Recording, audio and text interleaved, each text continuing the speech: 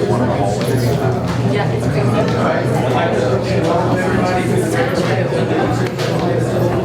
Board of Trustees meeting held on March 17th, 2022, beginning at 6:30. Secretary? Go over to that. Give your reason time. Here. Victor Garza. Here. Pam Colby. Tony Cresses. Here. Mr. President, we have four. Thank you very much. We'll move on to item 3, treasurer and clerk. Mr. Scott? Yes, sir. I'd like to introduce Principal Kristen Rodriguez from the Con Valley Elementary. Good evening, President Bassingdale, Mr. Toscano, members of the board. It is my honor to serve Pecan Valley and to have our students lead us today and to share our wonderful principal for you. So I'd first like to introduce our students who will be leading us in the prayer and pledge this evening. And so I'd like to introduce Annabelle Bates and Brooklyn Todd.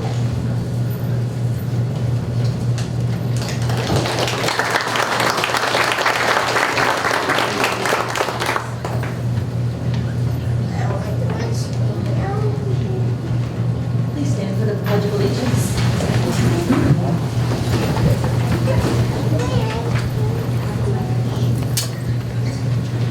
Allegiance to the flag of the United States of America and to the republic for which it stands, one nation, under God, indivisible, with liberty and justice for all.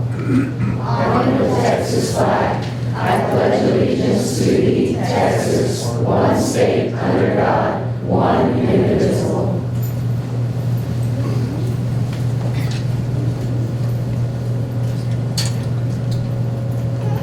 Dear God, we thank you for the many blessings you give us. We thank you for our loving parents, our safe homes, our wonderful teachers, administration, and school board at East Central, our beautiful country, and our awesome God. We pray that you guide us with every decision we have to make. You know everything. You know what is best. Keep us safe, please, in God. Please help the people in the Ukraine. In Jesus' name we pray. Amen. Amen. You may be seated. I'm now going to hand it over to our presenters.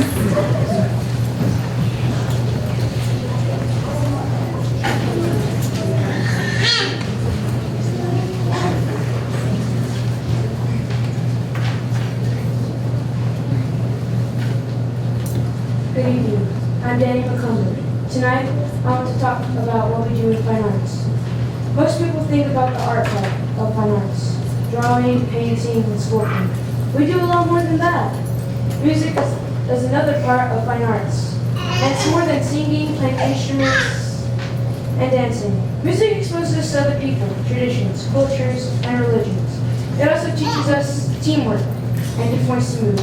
Tonight, Pecan Valley will perform a folk dance from Israel called Zima Atik. It is performed at weddings in Israel.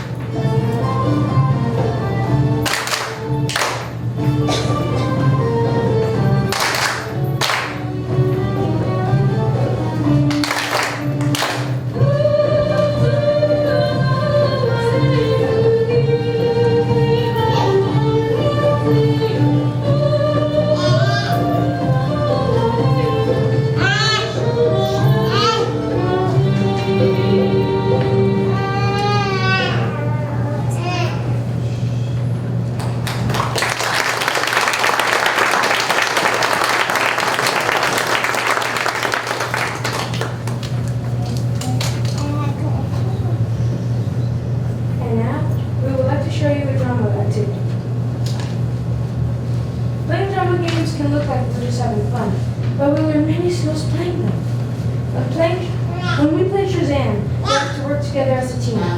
Drama games teach us communication skills, how to bring all the members of a team, problem solving, and making decisions. We also step out of our comfort zones and have fun daily work.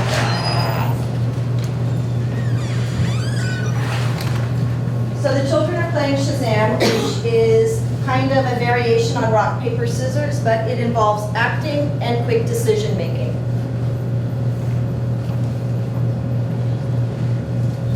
Ten, 9, 8, 7, 6, 5, 4, 3, 2, 1. Giant squish wizards. 10, 9, 8, 7, 6, 5, 4, 3, 2, 1. Tie. 10, 9, 8, 7, 6, 5, 4, 3, 2, 1.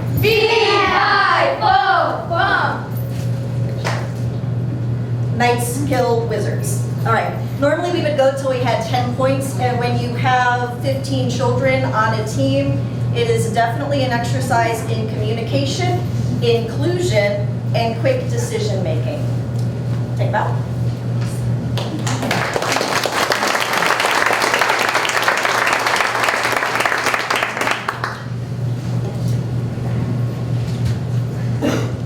Fine arts are important to us because they help us understand other people and share their culture. They teach us social skills that help us learn how to treat others and express our feelings. Most of all, fine arts classes make students creative and confident.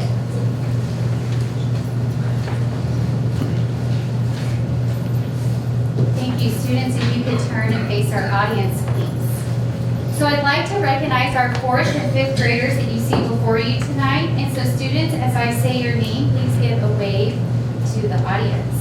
Annabelle Bates, Jalen Case, Karina Polendo, Kayla Trejo, Kaylu Zuniga, Noah Ingram, Danny McCumber, Leonidas Polendo, Brooklyn Tapia, and Dariani Zacharias. So could our families and teachers of these students please stand so that you too may be recognized.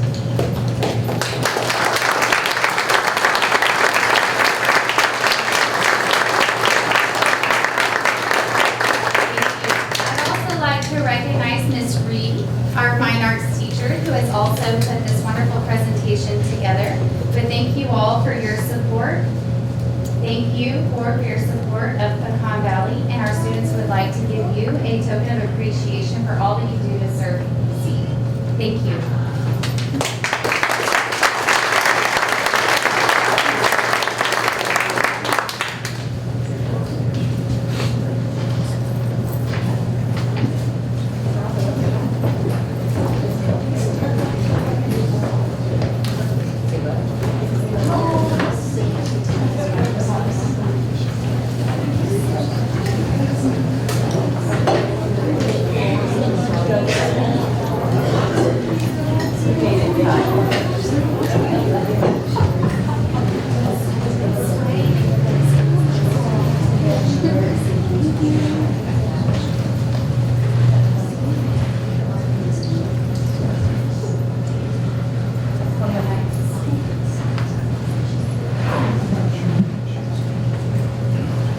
Thank you all very much for that presentation. That was a pretty cool game, it looks like, so.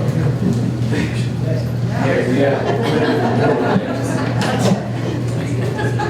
You guys were great speakers and great performers, and I'm grateful to your parents for sharing all of this tonight. It sure was enjoyable. Thanks for coming.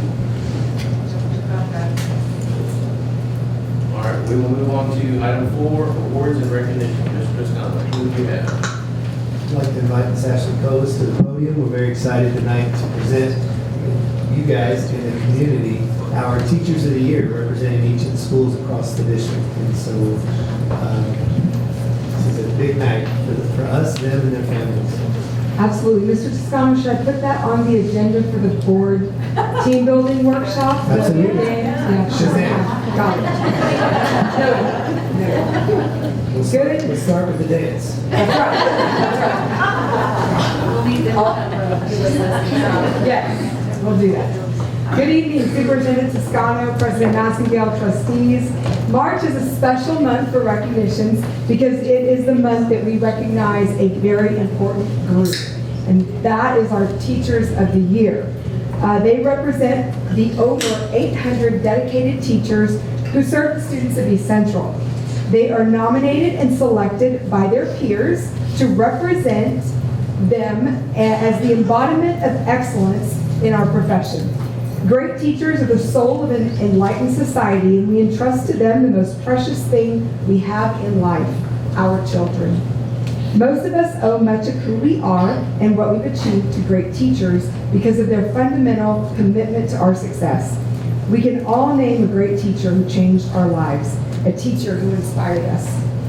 For most of us in the room, teaching is a calling and brings great purpose to our lives. And that being so, we are honored to have each of you, our Teachers of the Year, here with us tonight to be recognized. You and your colleagues change lives every day and make the world a better place, one student at a time, and we thank you for everything that you do. So, first up, I would like to invite Ms. Frances Kotzer, who is the Teacher of the Year from the Bexar County Learning Center.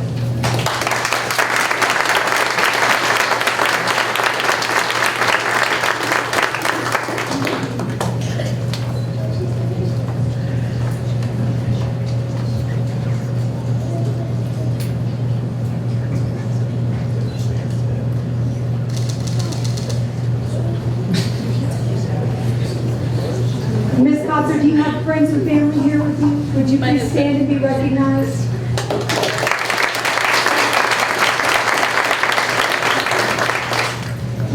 Mr. Buckley could not be here with us tonight, but I do want to recognize Mr. Christopher Buckley from Harmony Elementary School, their Teacher of the Year. Next is Megan Jarzumbik. Could come forward. She is the Highland Forest Elementary Teacher of the Year.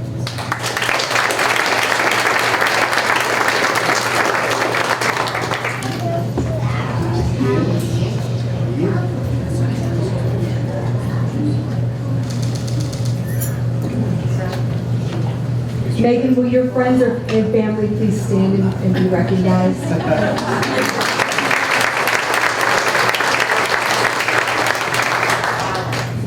Miss Shelley Beasley from Legacy Middle School, Teacher of the Year.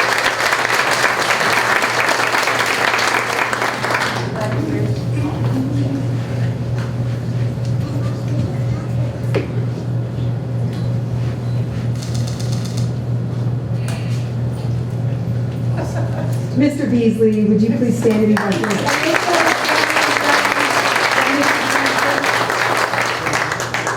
Miss Diana Glass from Pecan Valley.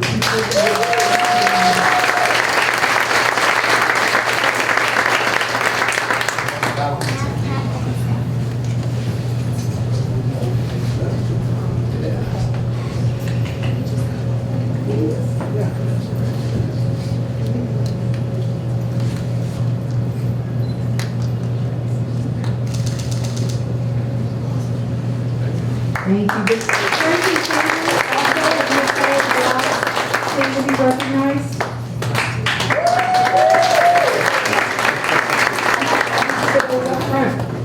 Next, Miss Ramona Kilgore from Salado Elementary.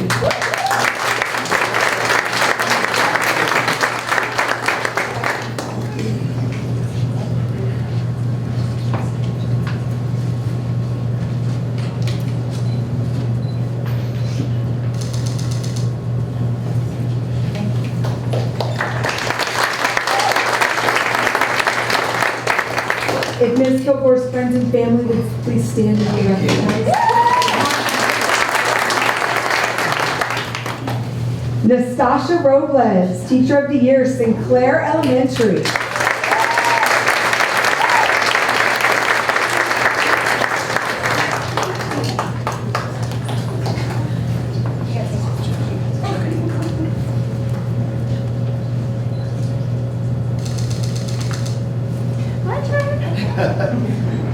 God bless her, married to one of my former students.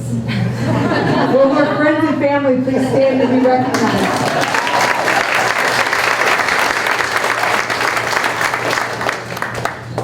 Great kid. Nicole Bachman, come on down. Tradition, Teacher of the Year.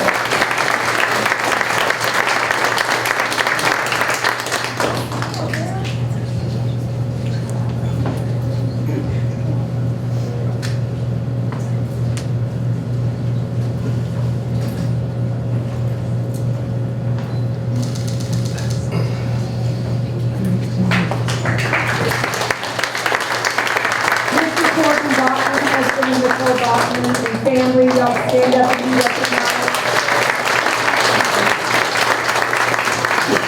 Great job.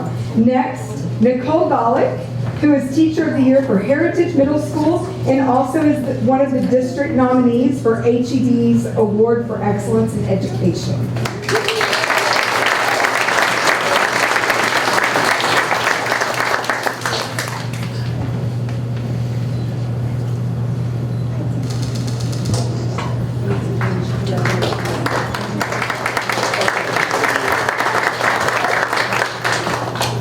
And I see her husband in the audience, family and friends.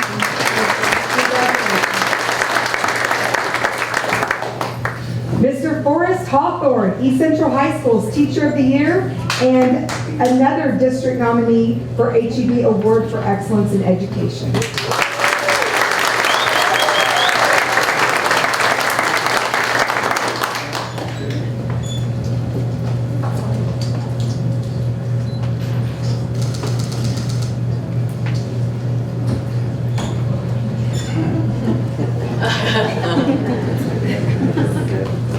Friends and family, I see Mrs. Hawthorne in the back.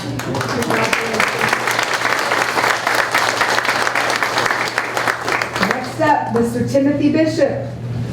Cast Lead, Teacher of the Year.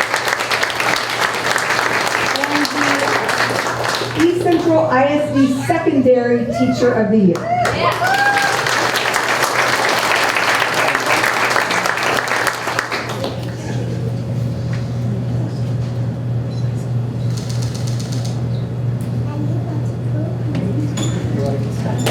Mr. Bishop, your friends and family in the audience, please stand and be recognized.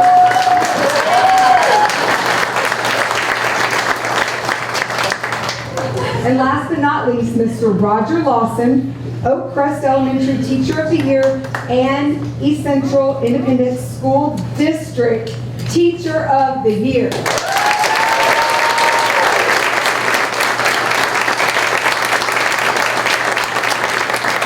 Mr. Lawson will represent us for the Trinity Prize this year for excellence in education. Congratulations. Mr. Lawson, do you have family and friends that we should recognize you?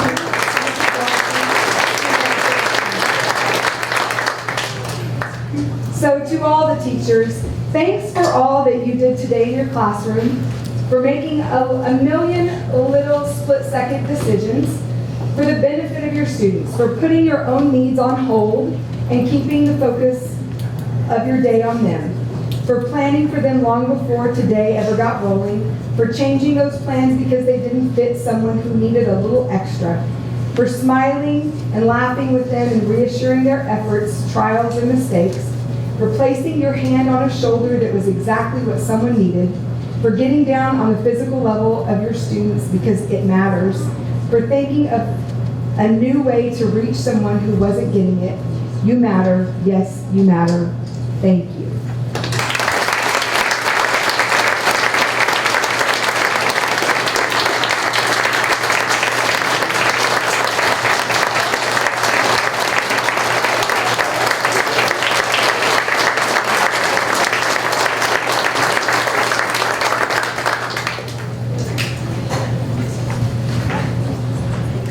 That, we are going to take a short break for about 9 minutes until 7 o'clock, so we'll come back after that. Then everybody. All right, we'll move. On we five public comments. Close, family, public comment? No? All right. So we'll Move on to item 6, public hearing for Texas Academic Performance Report. Mr. Scott. Sir, Mr. President, trustees, the academic performance report, otherwise known as TAPER, is published by the Texas Education Agency annually. The report is going to pull together a wide range of information on the performance of students in each district in Texas. The annual report includes student performance and district profile information. So this time I'd like to ask Jonathan Holbert to provide the board with a brief overview. I believe, you may not, I don't think you have a copy of the back, am I correct? Not of this one? I think there's a copy. Not a copy, I'm sorry. We'll follow along with mine. Thank you. I think, is it possible to have the longer report? They have the complete report attached. Yes, I've got the short, some highlights for you. So thank you, Mr. Massingale, Mr. Toscano, and members of the board for the opportunity to present on the TAPER report. This is a requirement that we do this each year.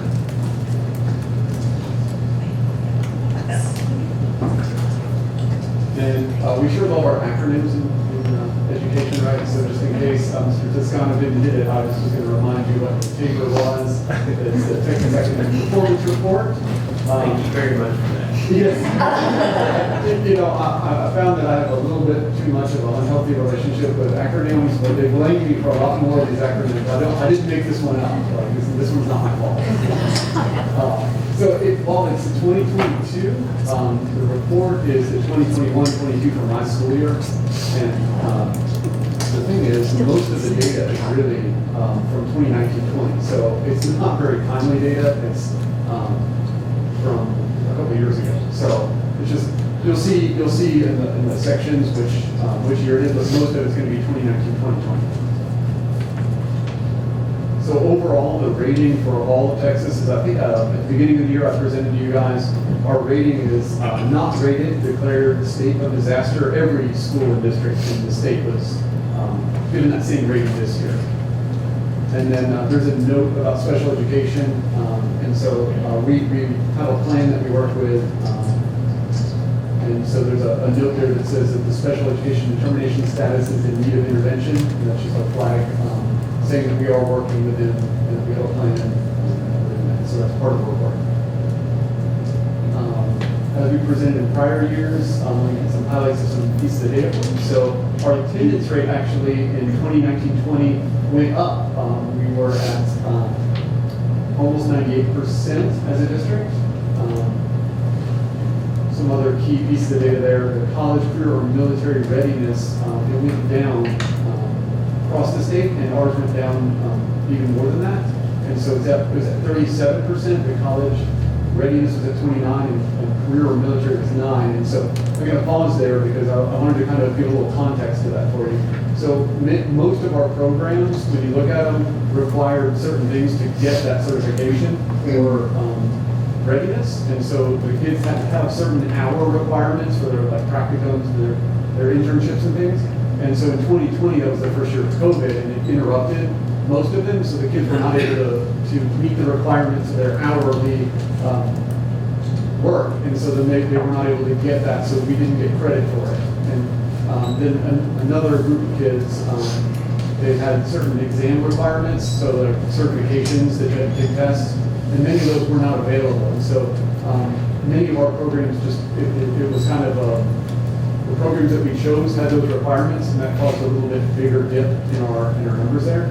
Now, knowing that it's a lagging number, right, so this is from 2019-20, we know that 2021 from last year is going to go back up to more normal levels. And so I just want to kind of draw your attention to, yes, those numbers do look lower than normal, but it's a temporary anomaly. You'll see it kind of bouncing back in the next year's report.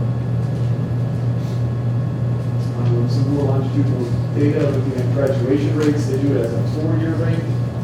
You can see as in the past, from 2019 to 2020, it improved 2% there.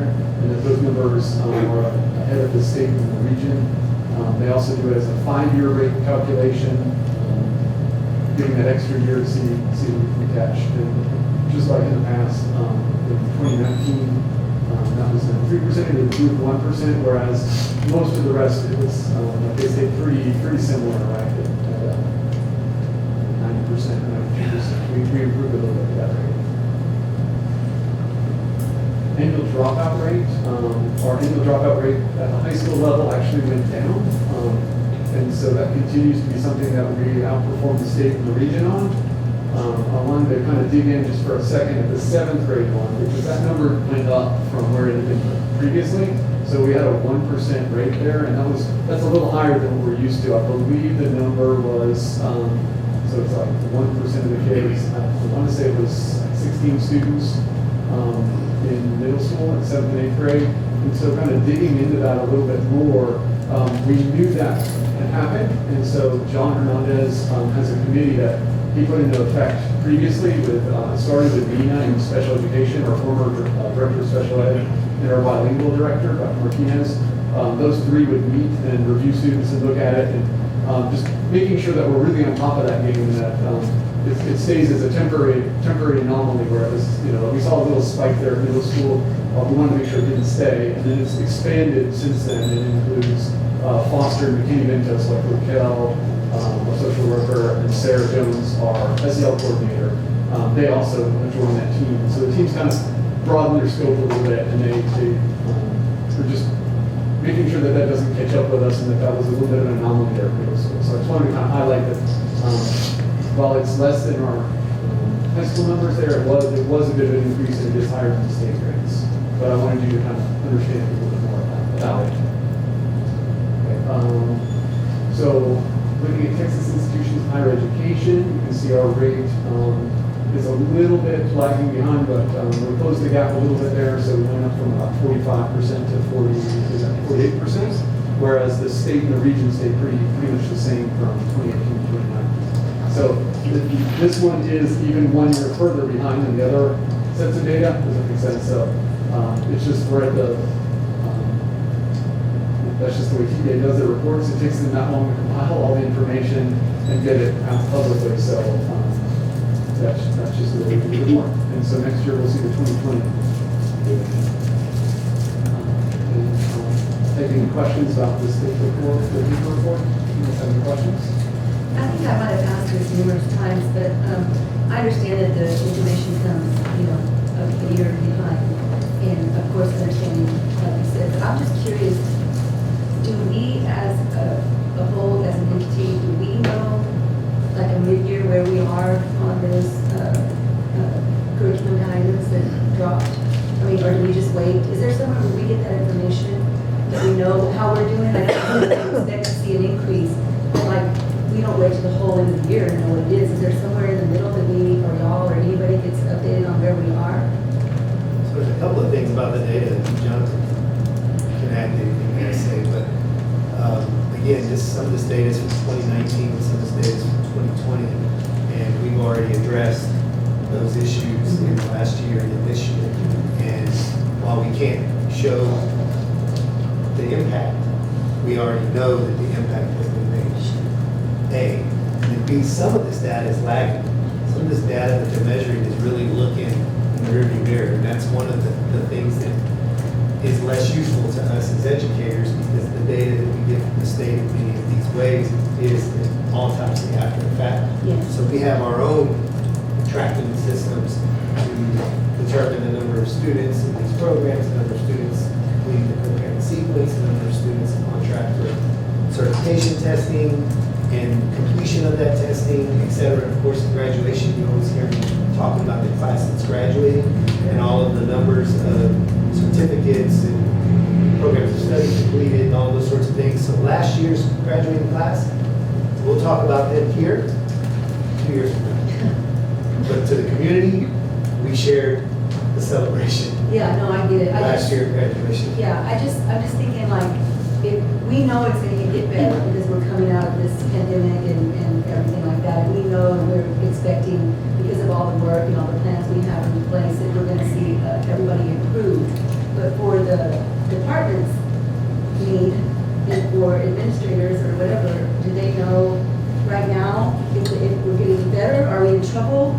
Or, I don't have that back report cards, or, I just don't.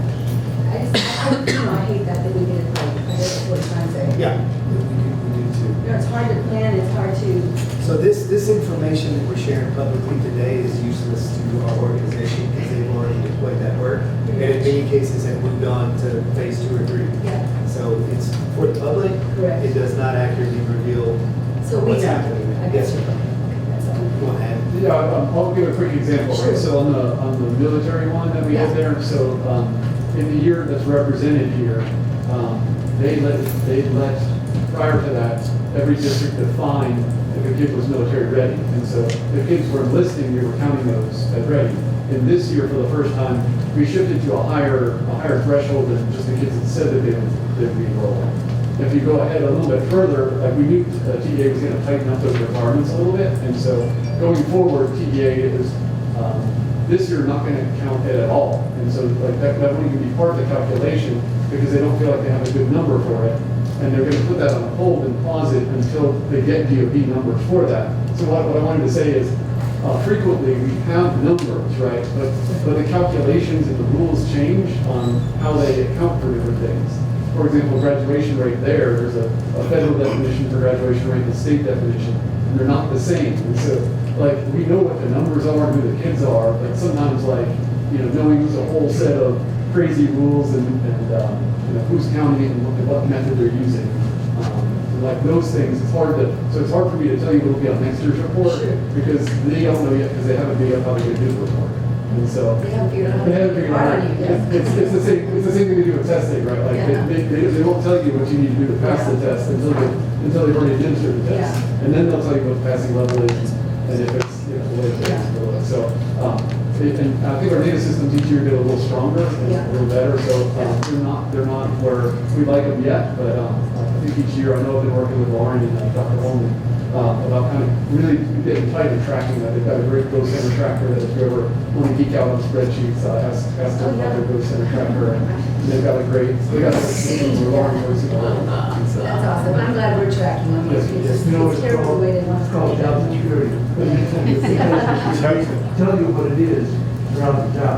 So they have to keep tweaking it, they keep changing and changing it, keep you guys bouncing around. Otherwise they won't have a job. Job security. You need to get me out for some reason. No, not you, I'm not talking about the state doing this. Yeah, it's more of an observation, and then when you're looking at that, I know about the data, it's kind of drives you crazy, but you have to measure stuff.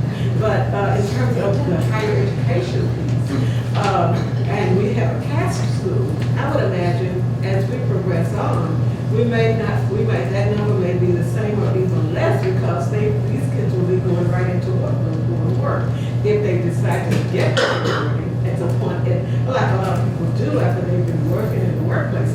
We won't be able to capture, we won't necessarily be able to capture that because they could probably do that later, or they choose not, not to.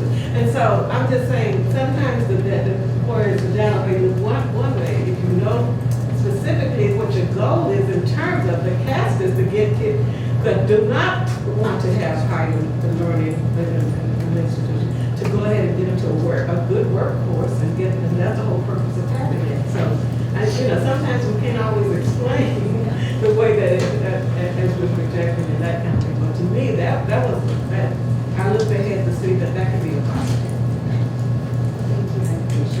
Quick question, sorry, on the dropout rate, I don't know if it's Mr. Hernandez's question. Do you know what percentage of students are able to get back enrolled into school? That's a great question because each fall they go out and visit. We're just reminiscing on when Ken and I went to do a visit a couple years back. John. Sorry, Mr. Hernandez. Margaret wanted me to ask you. Oh, no. So the dropout rate is middle school, 7th grade through 12th grade. And so anytime when someone withdraws, you have 3 days to go enroll at another school. And so what we do is we call, and you need to make sure that you're enrolled somewhere else. But there's others that during that year that, they went out of country or they just didn't want to count. And it was during that time where we did stop. A lot of it was virtual. And so, but yeah, so we do have systems in place to get those, the dropout down. And we constantly recover, but at the same time, we also want to have a plan when they do come back as to what is it going to look like. Because for whatever reason, they just stopped coming attendance-wise, or they may have not lived in the district, for example. And now, so, they come in and making sure they have the right supports in place.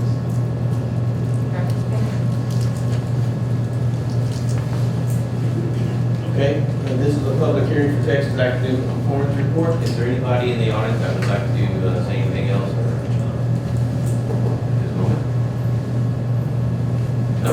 So we'll appreciate the information and the reports. And we will move on to superintendent's report. 7.1 personnel. Trustees, this month's report, personnel activity is in your electronic packet. Please, as always, let me know if you'd like some additional information about any of the activity in the report. We'll get that to you.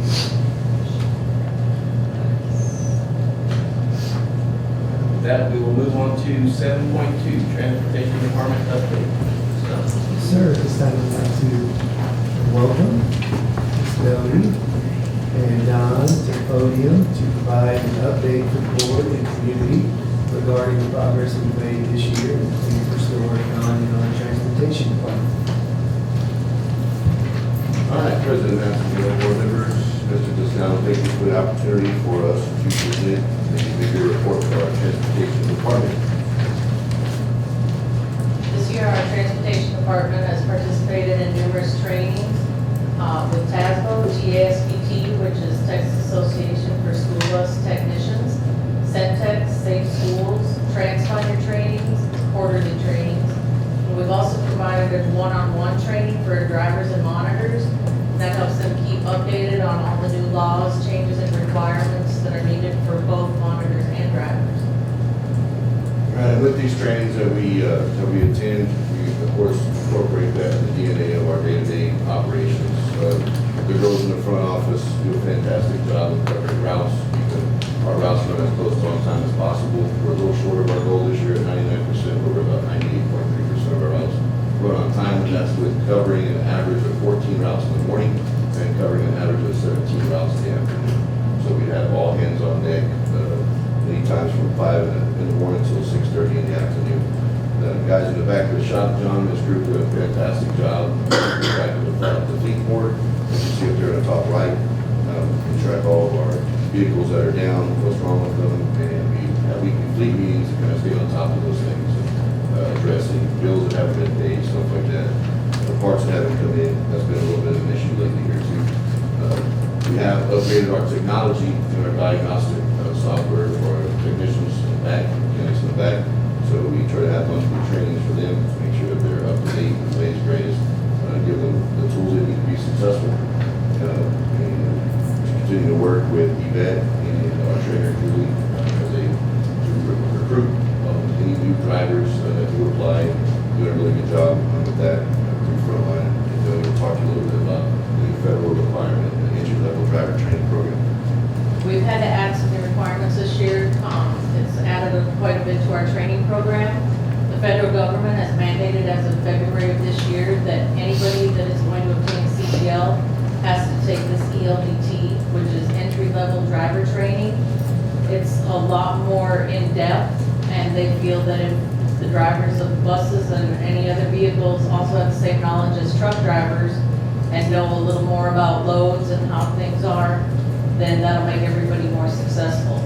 So they've added a classroom training program, a range training, which would be like a contained training, like we have some set up in the parking lot and cones, and they do maneuvers and get practice in the parking lot before we take them out on open road. And that's where they would do their road testing. On our inclusive and collaborative partnerships, we work very close with Synovia, and here comes the bus. This gives all of our parents in our community the opportunity to find out where their bus is, where their students are in live time. GPS, we can locate a bus if we need to know if they're at a stop yet. We have almost 5,300 people signed up for Here Comes the Bus right now. So that helps give the parents a really great handle on where the kids are and what time they're getting picked up.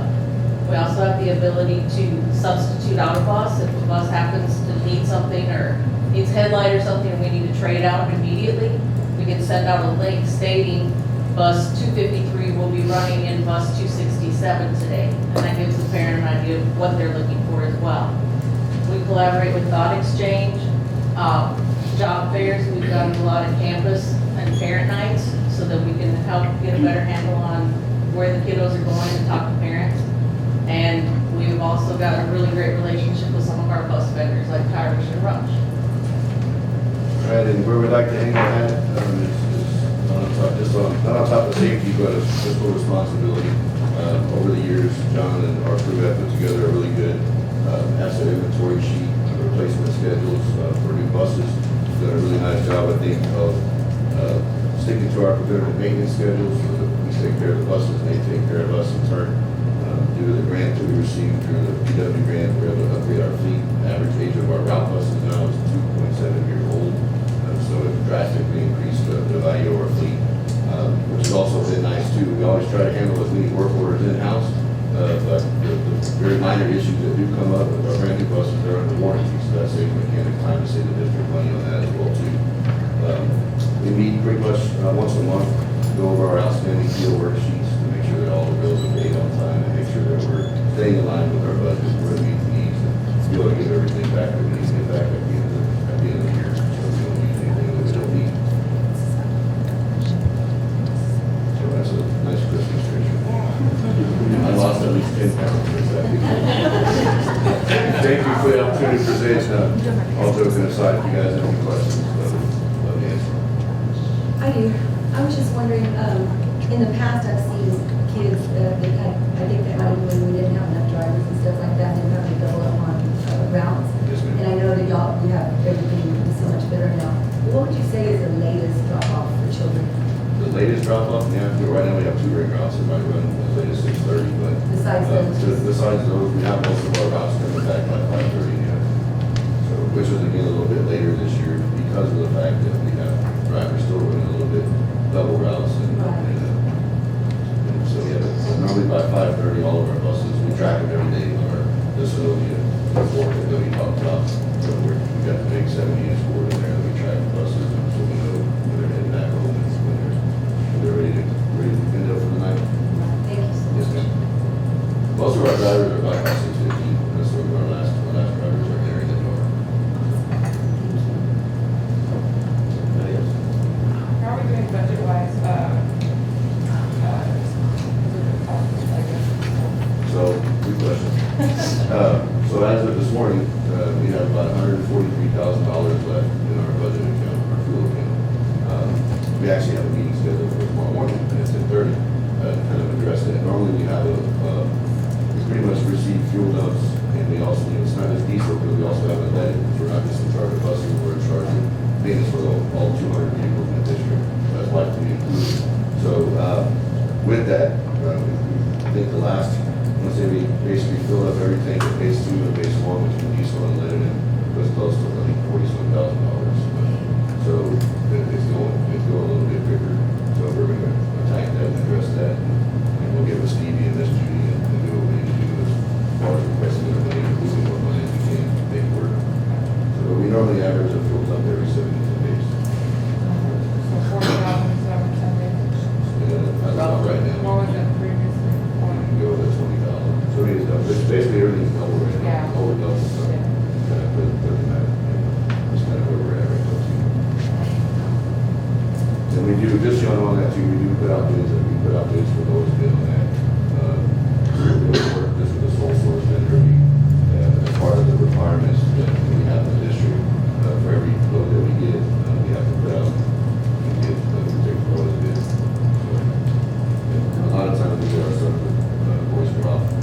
Pretty much any below shelf, but anything that's kind of way, they don't work. It stands up that many times. Thank you, yeah. Thank you so much, appreciate it. Go.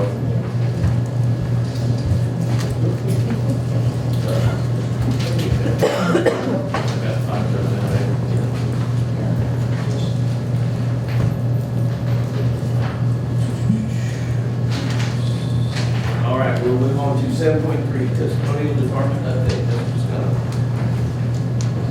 Welcome. Introduce your happy, jolly self to this wonderful group of individuals. Hi, I'm Elaine Taylor. I am your district custodial coordinator. Howdy. That's fantastic. That smile, wow. So you heard me.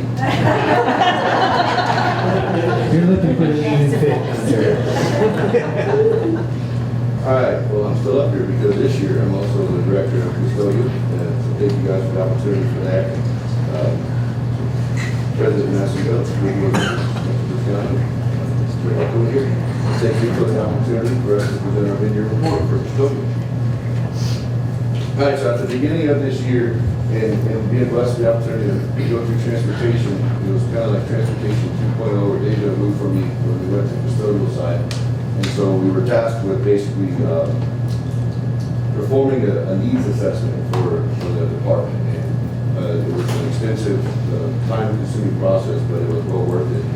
And we basically met with every head custodian, we met with every campus administrator to kind of just get a look at the celebrations of what's been going good and identify some growth opportunities for the department so that we kind of set our eyes straight on fixing some of those things. And, so what it basically led to was an overhaul for our organizational chart, and we were able to redistribute some responsibilities and fill some positions that needed to be filled for our day-to-day running of everything, which has really allowed us to kind of help better serve our campuses, right, and our departments across the district as well.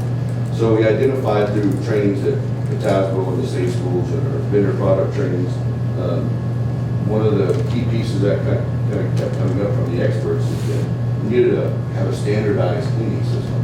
You know, if you ask any custodian across the district how to clean up a spill, it might be done 50 different ways. And, we want to narrow that down to what we call the easy way of doing it.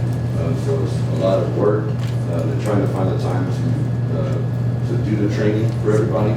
Is a little bit tedious, and that's kind of still a challenge that we're working on doing. But with the creation of our district-wide lead custodians, they split up the day. They have a morning and an evening person. So that's actually helped us start expediting the training for the newbies, which I'll talk about on this next slide. So we took all that training. We still continue to have our monthly head custodian meetings.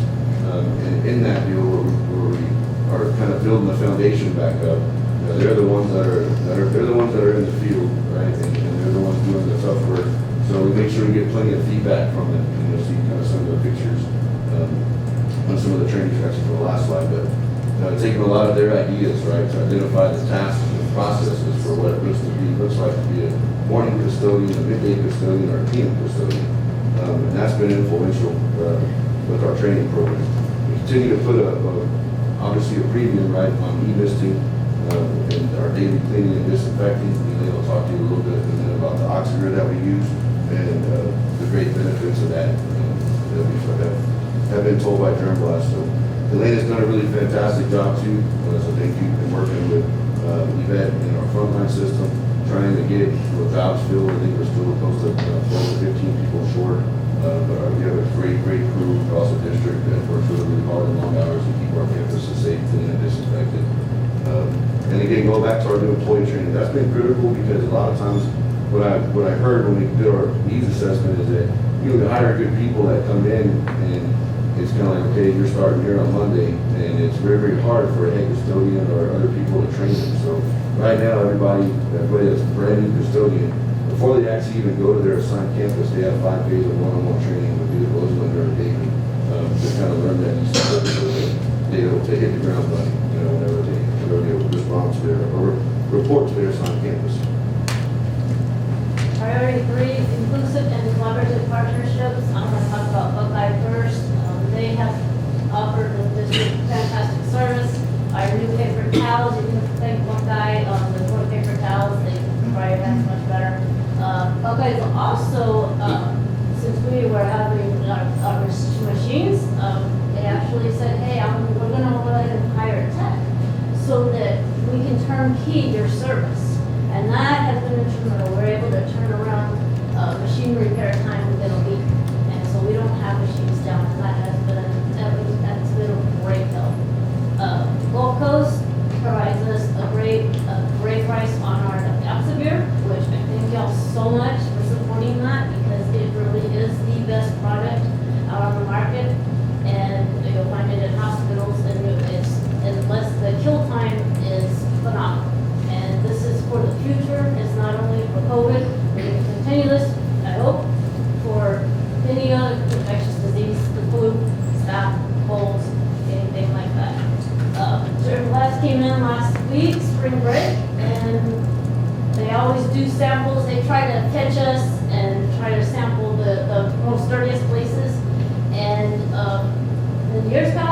done good. But this year, before even starting, their team lead was like, y'all's numbers are low.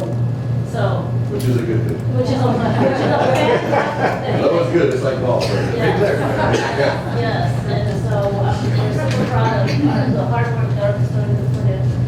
Workforce, we have partnered up with Goodwill, and we've gone to job fairs, and we've had some really, really good success in candidates to come in and want to apply and want to work.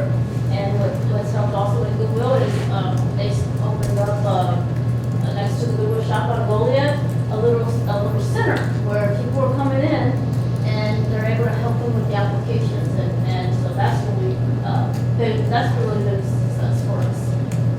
All right, and so we talked about in transportation, we're still cutting our teeth with the Ascender issue, or the Ascender program. Actually, we've got all that stuff worked out.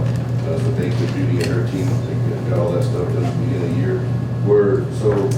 Talked about building up the foundation. We just finished a spring break project where we kind of went around everywhere in the district and updated as much as possible all of our assets. So we're going to take that data now, look at coordinating and try to make sure, identify our needs for next year. So it's just kind of came in at one of our first head custodian meetings and talked to the head custodians, and we do want to make a commitment so that we're putting the best pieces of equipment in their hands so that they can do a good job. We've been able to do some of that already, but we've got a little bit of ways to go on getting the materials they need as far as the machines and whatnot. So we're looking at those replacement schedules. Once we're doing that, we've got the maintenance schedules. So again, kind of where we're at with transportation now, we're kind of back to square one here, which is a good, exciting deal because we got work to do. And we'll continue the product sampling. So, and before I ask for any questions or take any questions, I want to publicly thank Dodie and thank Elaine for their help this year. They've been fantastic in helping me transition into this role. So kudos to both of you for making my life easy every day, and I appreciate you.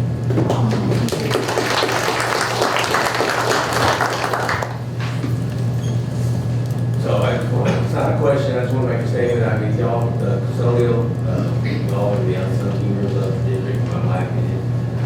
If you want to see when custodials not doing their job, you're going to know that they're not doing their job because you're going to see stuff laying around. So y'all do a fantastic job. I mean, y'all get a lot of notary, and all. So anyway, I have a special place in my heart for people that do y'all's jobs, and y'all do a fantastic job for the district. Thank you so much. Thank you, I will let them know. So, there you go. Appreciate that.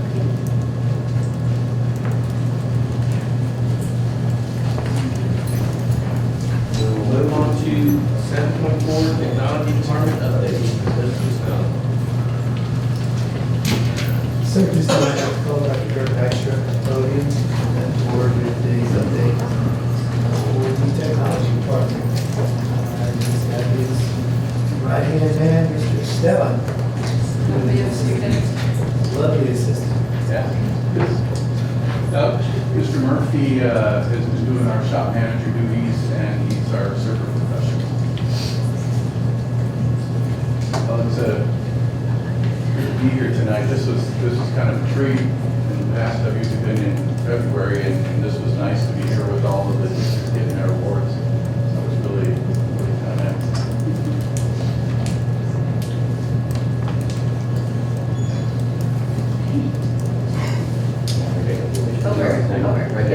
Great.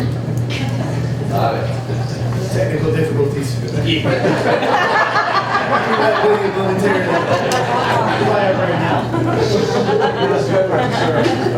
Anything else to say about the teachers of the year? Need a segue now. Well, you gotta understand, y'all heard of Murphy's Law, right? Oh, yeah. I thought by hiring Murphy, I wouldn't have Murphy's Law back in the It didn't work. Priority one, teaching and learning.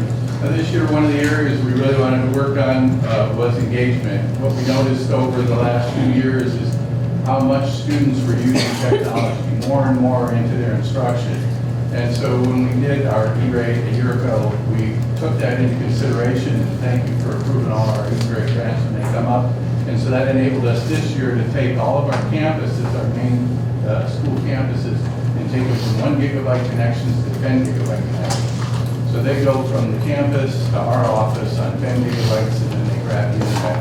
So it makes a lot of that online stuff way easier, especially since so many teachers and students are using streaming.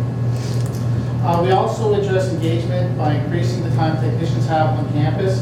Our weekly meetings are now online, so the technicians stay on campus, have their meetings, get right back to work. In addition, we have a leave calendar on the monitor in the back of the shop. Our goal is that any technician booking time off, vacation, appointments, we have no more than 2 technicians scheduled off at any given time. And that's really helped with a lot of the absences we've had this year. So that has made a huge difference, big success. On priority 2, high-performing and engaged workforce. This year, we actually emphasized our satisfaction surveys a little more. We sent out a higher percentage. When we have work orders that get closed, we send out the surveys to whoever the staff member was to get feedback on that. We also do surveys in-house, so that, the team building, so they can find out how other people in the department perceive them, and we work on improving those relationships. So we use our surveys quite a bit for those things, and they've been a big help. We addressed engagement by increasing, we use many key performance indicators to identify the needs of both the district and the department, and this allows us to more effectively deploy the resources and tune our improvement plan. As you can see, we have our tickets beyond 5 days. We track tickets by technician by day. We have a threshold where if technicians are too high above the threshold, I can reassess and then take other technicians, move them around, and check get those ticket numbers down. On our security this year, this has been a huge emphasis for us. We brought on extra systems, and we brought on extra staff. And one of the things that we've been able to do is improve a lot how we monitor things and what we produce. So it's not just monitoring for the antivirus and the malware nasties, although we have greatly improved our ability in those areas, but also we've been able this year to start monitoring in a significant way different communications that are going in and out of the district. And so we've been able to have our security analysts send emails to principals, for example, this staff member sent this communication, we need to check, see if that's okay. Another example would be if all of a sudden social security numbers were going outside the district, that would be flagged. We would take a look at that, contact the person. If somebody was requesting information on something they shouldn't be requesting information on, we can get that information to the campuses and they can check with the staff and the students and make sure that's okay. Another example is like our monitoring. We tuned our monitoring over the summer for our equipment. And you can see on the right side there, you see the 2 little red dots. It really doesn't matter what the rest of it is. If I come in my office and I see those red dots, I know I need to get up there close, find out what's going on, and then send somebody to take care of it. And we've been able to, in many cases, actually fix the problem before anybody on the campus knew it was down. So our security monitoring covers a broad range of stuff, and it's been a big help this year. Priority 3 is inclusive and collaborative partnerships. When we noticed we were going back to school full-time with the kids, we noticed we still have a lot of quarantines and things going on, and a lot of parents still needed that communication. And the campuses had these great help desks that they were using, and as they were going away from that, because kids were now on campus, we picked up some of that. We made a special effort to do that in our data operator. She can reset the passwords, and she can unlock their accounts and help them with their devices, and sometimes the devices get locked up. And so we've really increased the amount of work we do with the community and helping those students out. In addition, after surveying the public for what they would like, we are offering Google application training to the community free of charge. This allows parents, other community members to basically become proficient in the same software that staff and students are using. This year, as you know, we did the 2-factor authentication, which can be kind of complicated, especially for some of our employees who don't use technology a whole lot or maybe part-time. So one of the things we did is we opened up our training center on a number of days, and big kudos to the administrators in this room and the work they and their staff did on getting all this stuff done, because it was incredible how fast it went. some of my colleagues, they couldn't believe how smooth the transition we had here. It was really good. But this picture right here shows our training center on one of the days, and we actually had 6 of our staff members in there working. We had so many people in there. So it really worked out well. Priority 4, resources and operational excellence. Purchasing for technology has been incredibly difficult with all the supply chain issues. And, you know, I think especially last year, in the beginning of this year, I was apologizing about POs getting canceled and shipments not coming in, and some parts we were waiting 6 to 8 months for parts on various things. So it's been difficult, but purchasing is something that we keep a lot of information on, a lot of records on, and so we can find this company doesn't have it, this company might, this company might. So we haven't thrown that information away over the years, we've kept that. And so this year we're able to go back in there and pull that information out and use that to try to keep ourselves a little bit ahead of the supply chain problems. In order to maximize the resources provided by the taxpayers, we continue to expand our preventative maintenance procedures to additional systems. We clean, change filters, warranties, maintaining replacement cycles of critical equipment. This has resulted in a much lower ticket count at the start of the school year, which is our usual busy time. On the continuous growth, we take a look at our procedures and we take a look at our data regularly. And so what we found from that is there were some areas where we weren't as tight on the data as we should be. So this year, one of the things we did is try to make that data collection a little bit more specific so we can be more accurate in that. And we also were monitoring more often our procedures and what we're doing. We have actually on every Friday, the technicians talk about the issues and problems they had during the week. And we use that to adjust our department procedures. The technicians have a guidebook, and we're actually adjusting that weekly as we go throughout the year. So it's been a crazy year, I think, for everybody in the room. And there's been some things that were stressed out, but I do want to say that the weekly meetings, the KPI tracking, the surveys have enabled us to stay focused and keep our productivity levels up high, even though we had one unique situation right after the other. And once again, I want to thank everybody for their help and their assistance. Questions? I have a question. I just wanted to say, I think I'm probably due for a refresher course. It's the last time you told, but I'm better than I was. Remember, did your stress level go up? You know, I started a lot of this I started teaching at a technical college, a junior college, teaching adults. And so I actually enjoyed that. I like that. You're welcome to call. I'll come over anytime. I took advantage of one of the courses that we will in varsity because my little, she's 10, she's a physician, and I don't know everything about people, and so it's very helpful. It was amazing. I can't wait for the Google Calendar course in April, I think she said. Yeah, she's been out for a little bit, but she's due back in April, so we should go get that scheduled up soon. We need to share. I need to share that because I spoke about it after, and well, how is that available? I haven't seen anything about it. I'm like, I was sharing on Facebook. I mean, doesn't everybody look at it? Well, I have to do kudos to our communication department. They've got it on, what, 3 different formats? Yeah. I found it. I loved it. Good. It's very good. Thank you. I was in the photo too. Y'all didn't even say that. I'll sign your paper.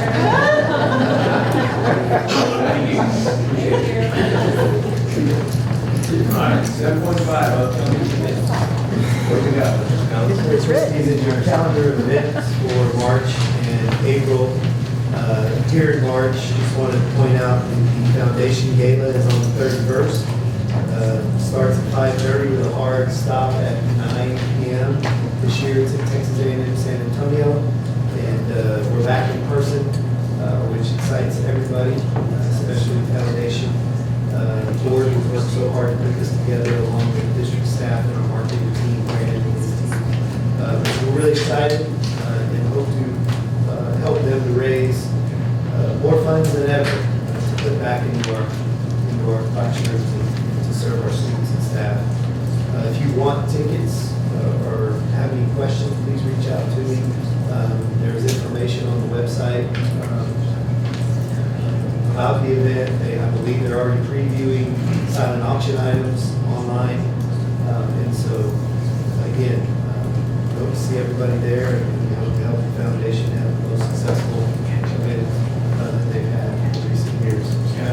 So, like Mr. Scott said, they're on a hard deadline, 9 o'clock is the time that they're gonna shut it down, and so y'all will not get to hear me speak this year, just FYI. My wife bumped me from speaking, so I can't do nothing about it. If you have to talk to my wife and have any gripes, so just say, talk to my wife about me not speaking.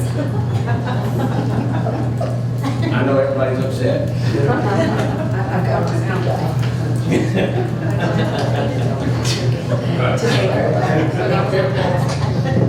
In April, a couple of things. Next regularly scheduled meeting is on the 21st at 6:30. Also, you'll notice a couple of holidays on the 8th and 15th, holidays for students. They're both staff development days. And then, this is spring, so we've got a host of student activities, a wide range of student activities.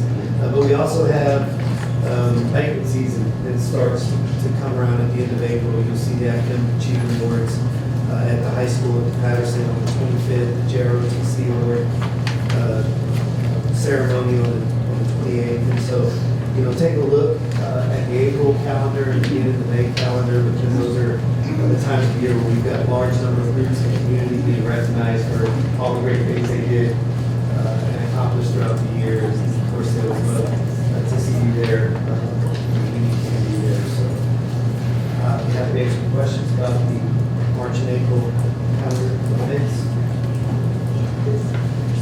A couple other things too. Trustees, going to look at your calendars in May. I know it's about a month and a half out, but anyway, look at your calendars or 2 months out and see May 10th. May 10th, PASA is going to want to discuss the latest findings on the demographic study report. So they're wanting to ask if we could have a special meeting on May 10th. So if everybody chooses May 10th, we will go ahead and let them know that we get the May 10th, so 9:30, May 10th. That work? And another thing, real quick, go back to the gala. There is somebody here on this table up here that is going to be recognized. So at the gala, so congratulations to Monique for being recognized by the foundation.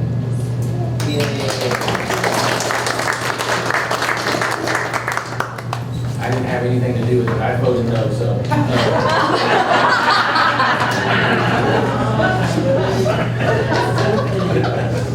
All right, we will move on to the part of the meeting where we earn our high pay here. So we'll move on to the action agenda, 8.1, ACS Oakcrest PTA donation. Mr. Scott. Trustees, very proud of our Oakcrest PTA. We're represented here tonight. They have been like a dog on a bone about providing some shade for the children in the play area at Oakcrest, and they have made it their priority for fundraising, and they were determined to make it happen, and they have.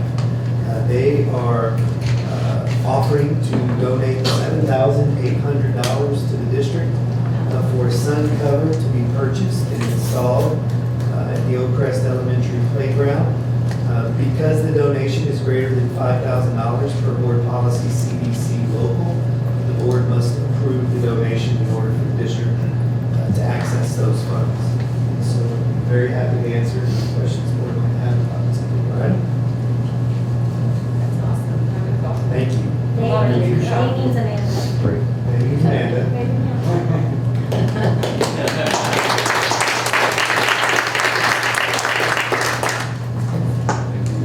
Mr. President, I recommend the board accept the donation from the Oakcrest PTA in the amount of $7,800. We have a recommendation from the superintendent to accept the donation from Oakcrest PTA in the amount of $7,800. Do I have a motion?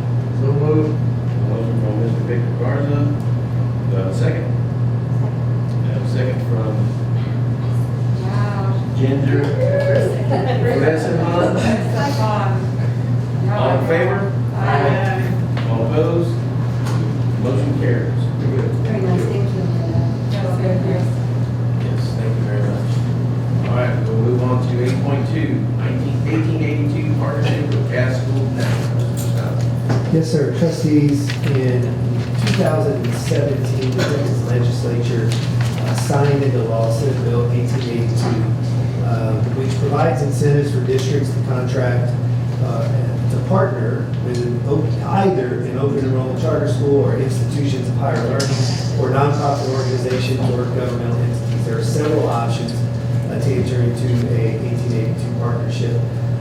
And the campuses that essentially meet the eligibility and their applications are approved are entitled to receive some additional funding for ADA.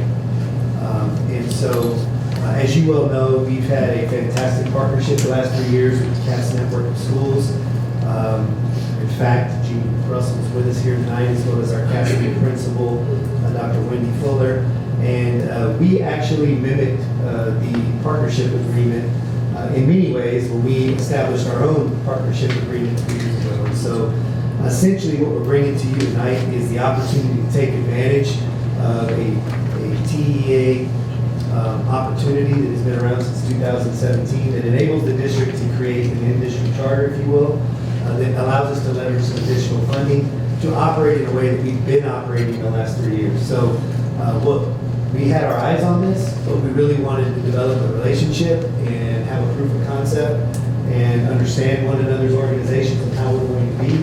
And we've realized that it's a fantastic partnership and that our visions are aligned, our values are aligned, and we believe that despite the language in the 1882 as it's required by TEA might have some language that's a little bit different than the way we actually function, that regardless of that, should you consider and approve moving our application forward for consideration to the agency, then should it be approved, we're going to operate in a partnership the way that we've been operating, and we're going to have additional revenue to continue to sustain and grow the program and have those student outcomes that were the reason for us creating the Cass School Capacity and School Care District. And so the actual contract is very lengthy, or the application is very lengthy. It's attached in your electronic packet. Dr. Fuller and her team, along with Jean and her team, and Wendy wrote or completed the application. And so we'd be happy to answer any questions the board might have about the process, the timeline, anything else.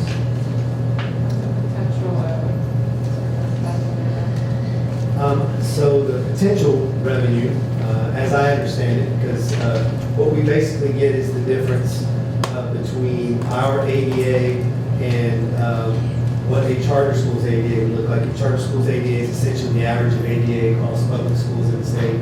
So it tends to be, as much as little as maybe $1,000 a student and upwards of $1,400 or $1,500 a student. And of course, CAST has a couple of 1882 partnerships with some of the other network schools in their network. And so perhaps, Jean, you might comment on that. Am I in the range? Yeah. So it's an additional $1,000 to $1,400 possibly per kid in the program per year of additional revenue. It allows us again to continue to sustain the program, but also to expand and grow the program. By being approved, it also allows us to apply for a charter startup grant, which could be some additional revenue. And so we're at the same time, we're going to go through that process as well in hopes of possibly being awarded that additional revenue for CAST as well. I'm sorry, you said a starter grant? It's a charter startup grant. Charter So even though this school is not new, Okay. the principle here is that we're starting a new in-district charter school. And so we would actually be able to qualify to apply for a grant that gives us additional revenue. And so we actually qualify to apply should the ATM be approved. So we're in the process of completing that application. And sorry, how long would the funding be for? Would it be, would we have to apply yearly or years? As long as we are under an 1882 agreement, then we get that additional ADA every year. The startup grant funds are one. And I believe those are somewhere in the neighborhood of like $700,000. substantial. When you say sustain the program, what are we looking at doing? Are we looking at increasing enrollment or Yeah. rebranding, getting the word out more about what's going on there? Yeah, so a couple things, and if you'll recall, HEB gave us $2 million to start the program. ADA alone isn't enough to fund the program. And so we knew that over time, really our biggest priority was enrollment. One of our strategies to continue to grow enrollment going forward includes targeting 8th grade as well. And we found that kids oftentimes, by the time they find out about CAST in 9th grade year, it's a little bit too late because in the junior high, they're doing a lot of career investigation, a lot of career exploration. They start to really think about the career technology programs of study that they want to pursue in high school. And so making sure that our community is aware of CAST as well is one of those strategies. The campus has also been rebranded. It is, we know it's responding to a few sectors in the local economy that maybe they're not as sexy as tech or STEM or med, but they're actually a greater percentage of the local economy. And we know, right? But to a prospective student, right? Retail and hospitality and e-commerce and those kind of and tourism and entrepreneurship and those sorts of things might not be as appealing. But the reality is it's about leadership and it's about the context of those programs of study being embedded in the curriculum so that kids can develop truly transferable leadership skills that regardless of where they end up going in life, they're very important. And so it's really about leadership. So Cassidy is really about leadership, not as much about those industry sectors, but we're going to use those industry sectors to help kids develop those leadership skills. And so I think shifting that awareness will help families maybe consider. What we also know is that, and anybody else in the room has had conversations with families about their decisions as they go into high school. When you can sit down with a family and talk about CAST as an option, very few say no. And so it's really about a more personalized message campaign so that families have the ability to ask questions in real time and really understand what the program is all about and what opportunities it could present to children and that they don't have to give up all the other possibilities of programs they can participate in high school. And that's a really big thing for our families in the community. And then lastly, if we get the startup grant, among other things, one of the possibilities is for that program to become a one-to-one device program, meaning that every child who gets accepted in the program for 4 years in the program would have an electronic device checked out to them that they would be able to have it 24/7. And so we know that in years past, when we were able to do that with iCampus, it's a very appealing option for families, and we know that in our community, devices aren't always as accessible historically to all of our students 24/7, so it's also a benefit. And we learn and we reinforce that reality through the pandemic. So those are all some of the things we're working very closely with CAST as well in how we're going to message in our middle school principals and high school principals. Just continue to get the word out. Word of mouth's the best, but the last 2 years have It's been hard. made it look a little different. And I was thinking, just kind of what I had said earlier, they get into this program and then they get a job and then it's, they get those skills, the leadership or whatever. And then later, they may decide to go on for like an extended higher institution. Well, I mean, you were very accurate with your comment earlier in that the pathway to higher education isn't always linear. And in fact, a lot of times, Right, exactly. it's concurrent with work. Sometimes it's work and then figure out my true passion. Yeah. And then with the support of my employer, through tuition reimbursement programs, I can continue my education and get a really meaningful education with credentials that matter for my career path, right? As opposed to a degree just to get a degree and I can't even get hired with this particular degree, nor am I interested in it, right? So CAST is really helping us do that along with our career technology programs. Better than ever, it's really what we're all about, employability and advanced academics for every kid. We want to have both. So all options are available.